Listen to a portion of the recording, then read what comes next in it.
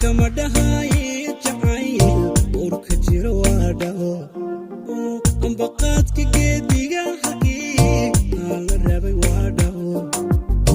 udubaan ku taaganiyo nasiib iyo kami waasada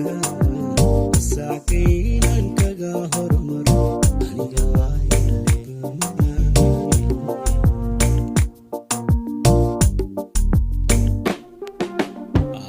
kama dhahay jacayl urka jiro waa dhaho ambaqaadka geediga xaqii aan la rabay waa dhaho udubaan ku taagamiyo nasiib iyo kami